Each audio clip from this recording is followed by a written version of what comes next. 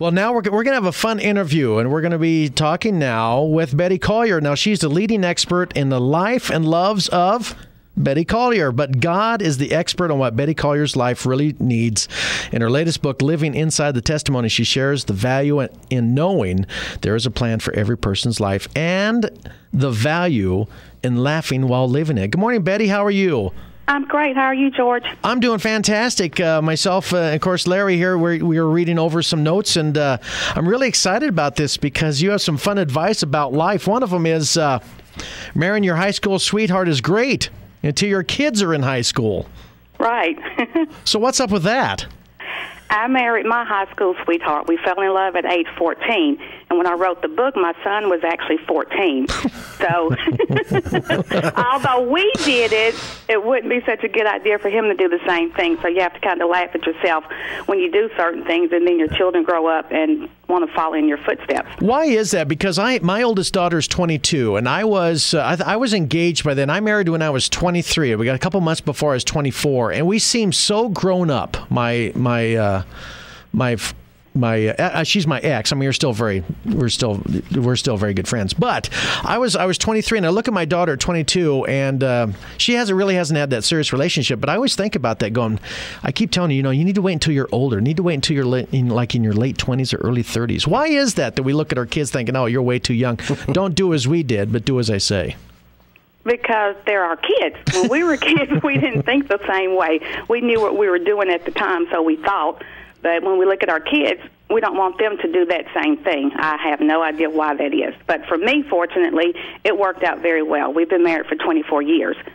Very nice. The other thing, and I'm reading off this cheat sheet here, is cheering for your basketball star boyfriend is a dream come true until you break up and still have to shake your pom-poms his way every Friday night. Well, in ninth grade, we were definitely a couple. We had fallen in love, and we were a couple. I was a cheerleader. He was a basketball player. But we had this on-again, off-again relationship like teenage romance can be. It's kind of immature at the time, and you don't really understand the true concept of love. So we had broken up, and it was basketball season. I still had to cheer for him, but we were no longer a couple. So it is quite difficult as a teenager to do something like that because you're cheering for someone who you were in love with, and now you're not together anymore. So Betty, how long did this on and off relationship go until you finally tied the knot?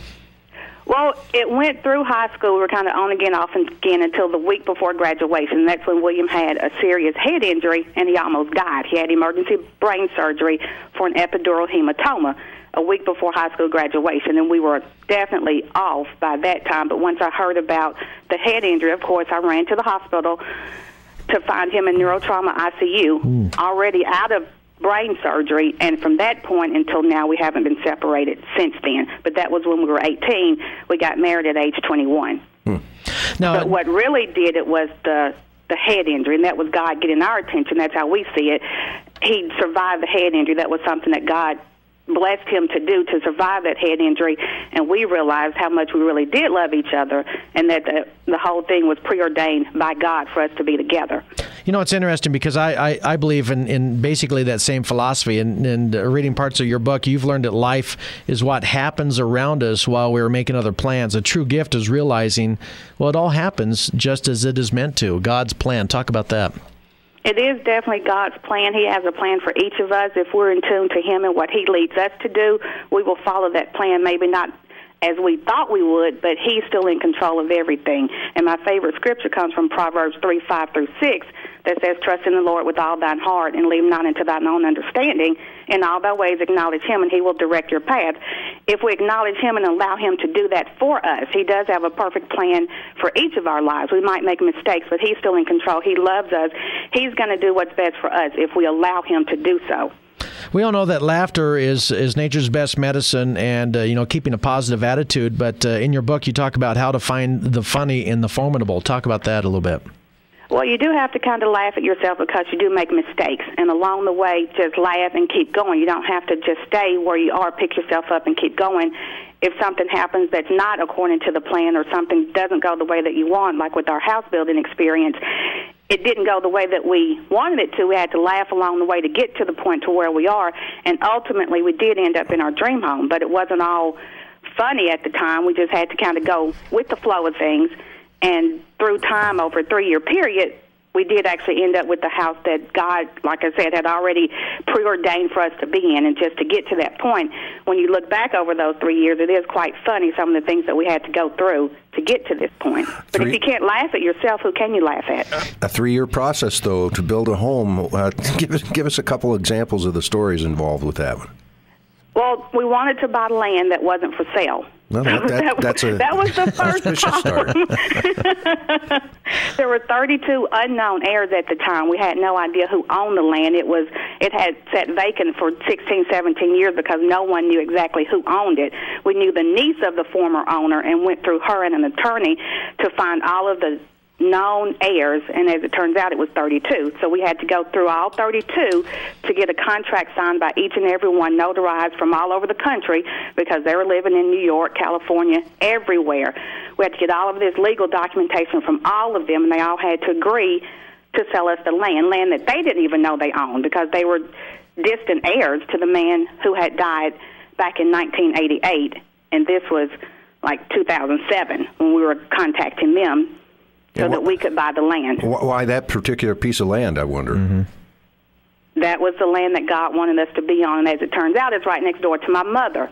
Oh, wow. Okay. That in itself you have to laugh at, because my husband, this is our dream home. He wanted this land more than I did, actually. So you think, how many husbands, how many son-in-laws would want to build a dream home right next door to their mother-in-law? They must get along quite well. Quite well. It's as if he's her son. They are very close. It's very good. So it's the perfect situation.